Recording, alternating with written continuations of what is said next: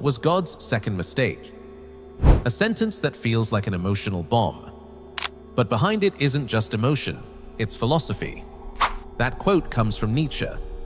But before Nietzsche said it, someone else did the thinking, someone who shaped his entire worldview, Arthur Schopenhauer. A man who didn't sugarcoat life.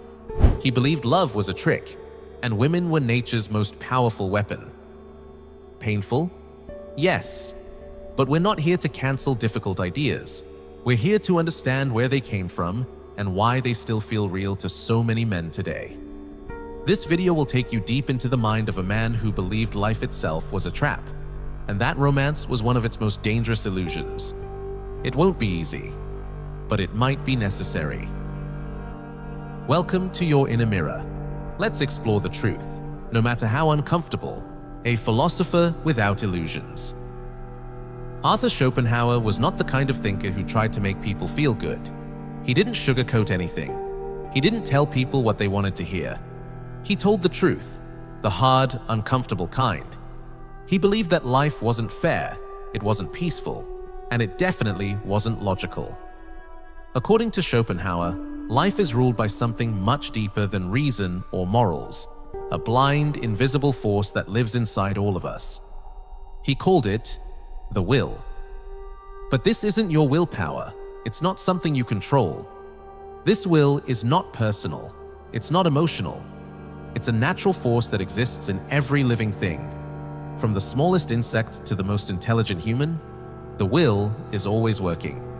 And it has only one goal: to keep life going, to survive, to grow, to reproduce.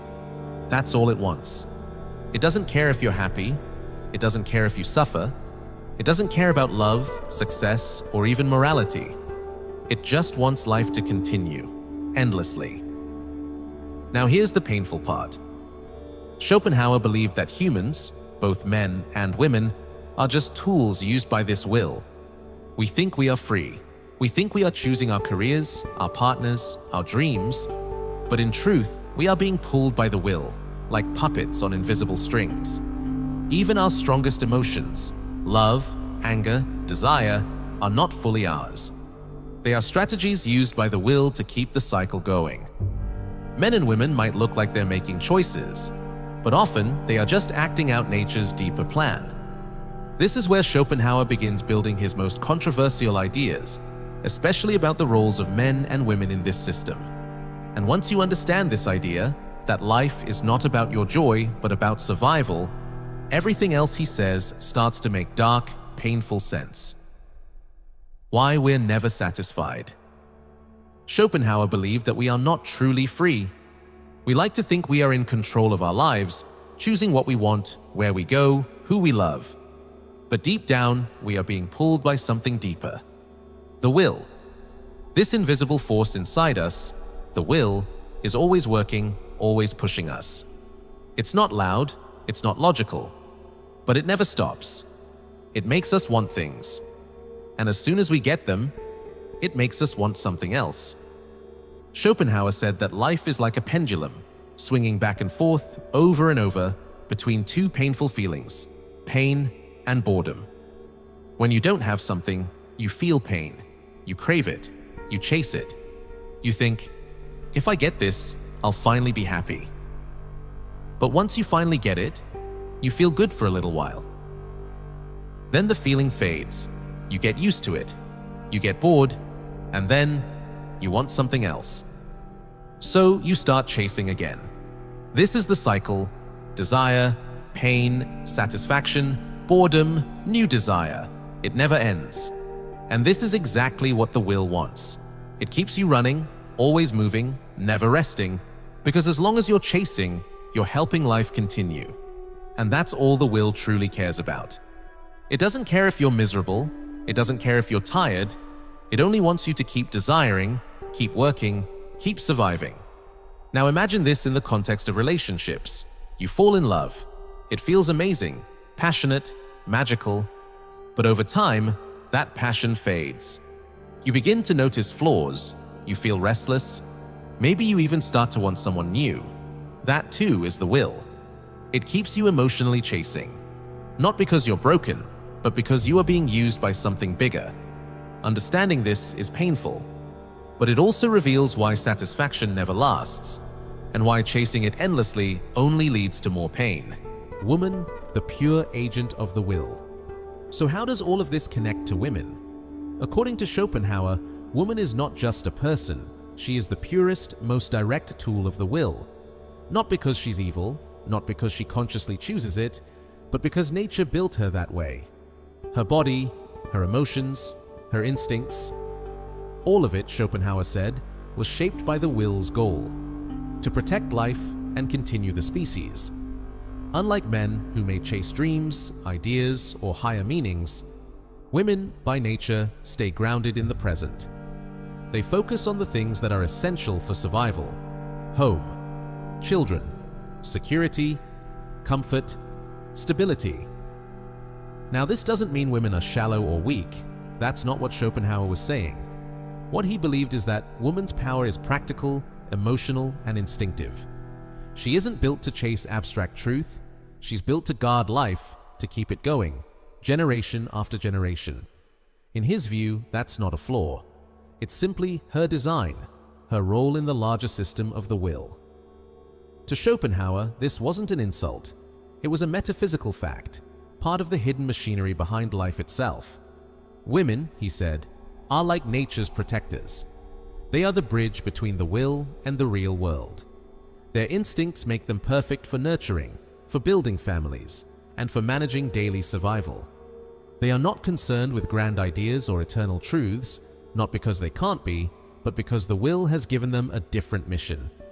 In Schopenhauer's words, woman is by nature meant for the home and for reproduction. She is the will's most perfect creation. This is why he believed women don't resist the will.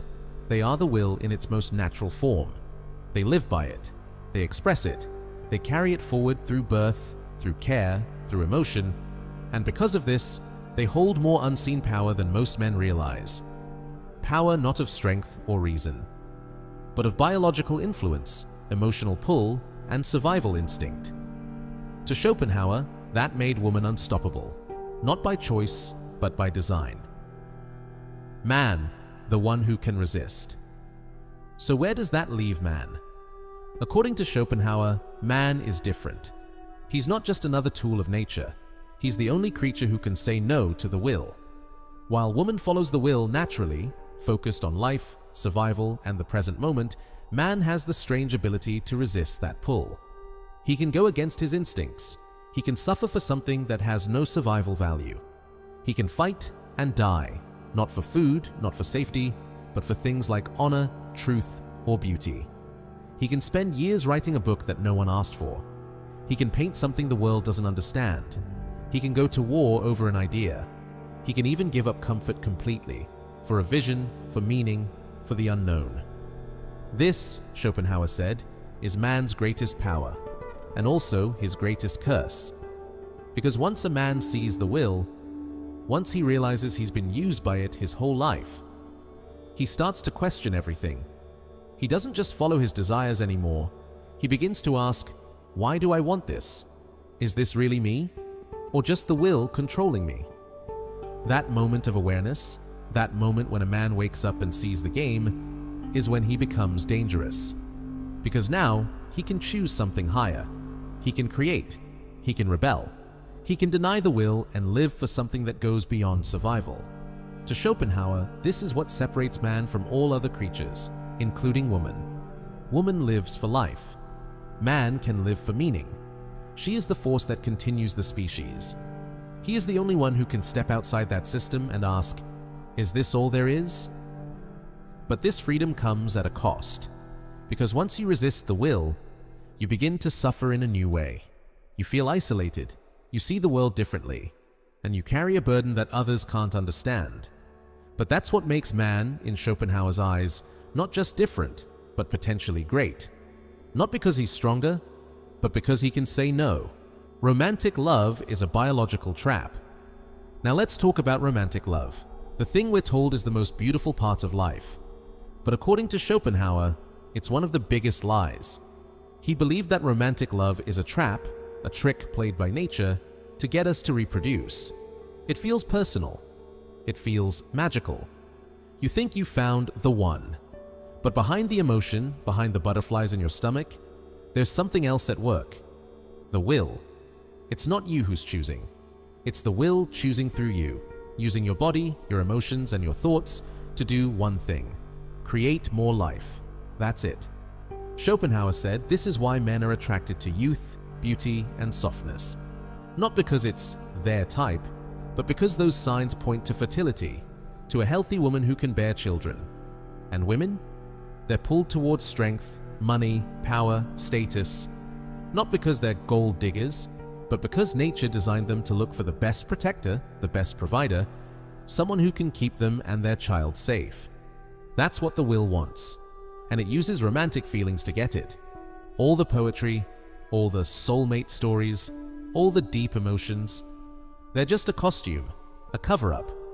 Nature is dressing up a biological strategy as something spiritual, so that we don't notice what's really happening.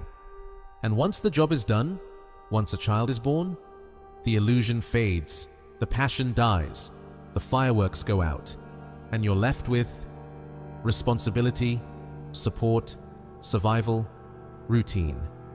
What once felt like wild love now feels like a contract. And the will doesn't care, because it got what it wanted. It used you. Then it moved on. That's Schopenhauer's view. It sounds cold, it sounds cruel. But for anyone who's ever watched passion fade after marriage, for anyone who's seen love turn into duty, it might feel uncomfortably true, because maybe love isn't what we thought it was. Maybe it's not freedom at all. Maybe it's nature's most beautiful prison. Why Schopenhauer feared marriage. Now we come to the part that made Schopenhauer truly feared by society: marriage. He didn't just dislike it, he called it a trap, especially for men. To him, marriage was never really about love. It was about biology, about the will doing whatever it takes to protect and continue life. He said, a woman may marry for love, but what she's really doing, even if she doesn't realize it, is locking in protection and support for herself and her future children. That's not evil, that's not manipulation, that's nature. The will is using her to secure survival. And the man? He thinks he's following his heart. He thinks he's found his soulmate.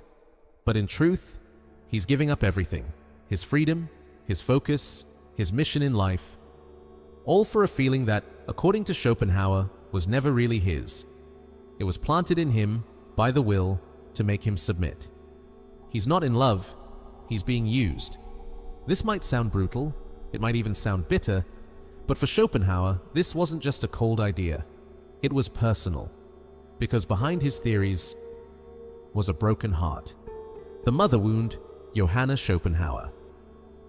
Before Arthur Schopenhauer became a dark philosopher, he was just a boy with a mother he couldn't connect with. Her name was Johanna Schopenhauer, a smart, successful, well-known writer in her time. She wasn't a quiet, traditional woman. She was bold, independent, respected in high society. She hosted famous literary salons in Germany and lived a life full of conversation, travel, and books. But to Arthur, she was cold, distant, emotionally unavailable. He saw her as vain, shallow, and fake. She saw him as gloomy, arrogant, and difficult. Their relationship was a war, full of harsh letters, constant arguments, and deep resentment. And that emotional pain never healed. So when Schopenhauer later wrote about women being manipulative, attention-seeking, or emotionally unstable, he wasn't just thinking like a philosopher, he was still speaking like a son who never felt truly loved. He didn't just form an idea, he formed a defense. His theory about women wasn't born in peace, it was born in pain. The pain of never receiving warmth from the first woman in his life. And when that kind of pain is deep enough, it doesn't stay small. It grows. It becomes a belief. A belief that says, if my own mother couldn't love me, maybe love itself is a lie. That's why his writings feel so sharp, so bitter, so unforgiving. Because he wasn't just analyzing women, he was building a wall between himself and the kind of love he never got. It was easier to say all women are controlled by instinct than to admit he still needed connection. it was easier to call them dangerous than to risk being hurt again. So what many call misogyny might actually be a wound, not a hatred of women, but a fear of them. A fear of how much power they have over the hearts of men, especially the ones who needed love the most and never found it. Understanding this doesn't mean we excuse his words, but it helps us see the human behind the thinker.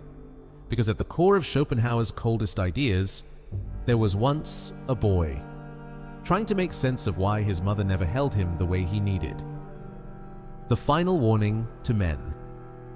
Schopenhauer didn't just write critically about women. He didn't just sound bitter.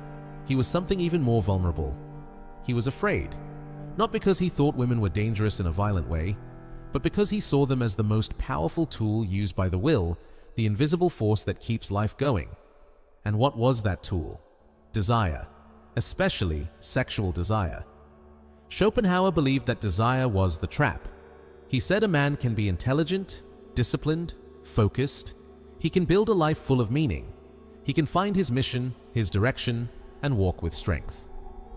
But then comes the test.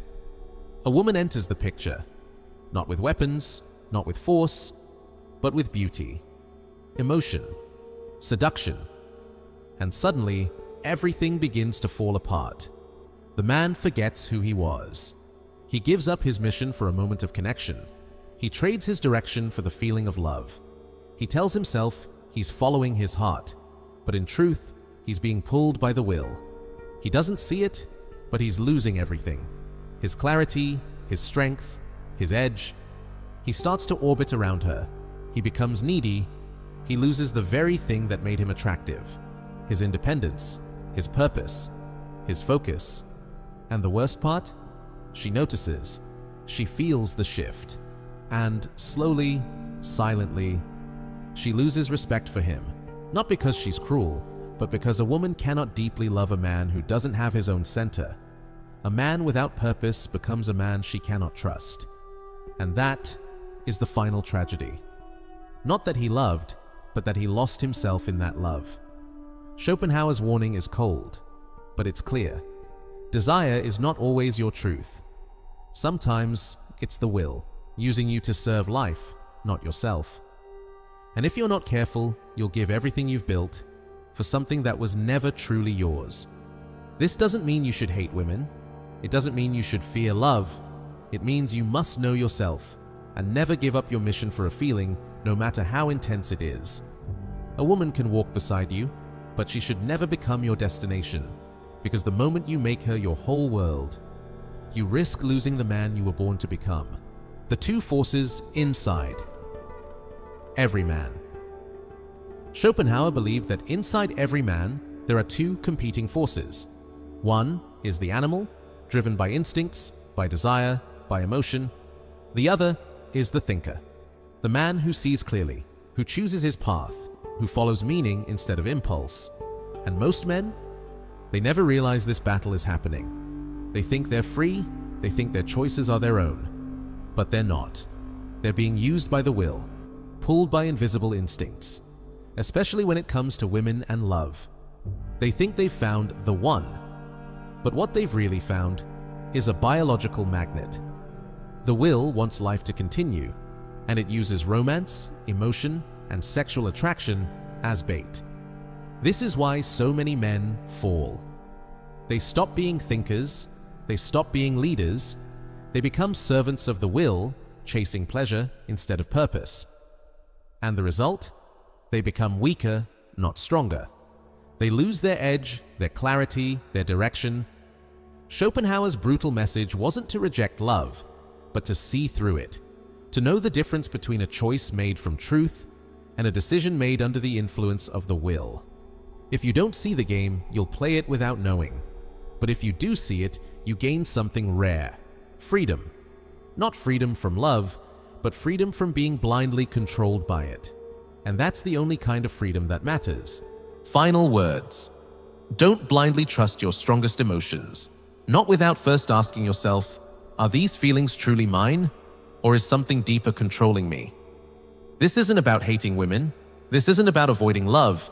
It's about something harder and far more important: knowing yourself. So now I ask you, have you ever felt this tension? Have you ever seen a man lose himself in a relationship? Or maybe, have you felt it happening to you? If you have, leave a comment, tell your story, share your insight. This community is here to listen, with honesty and respect.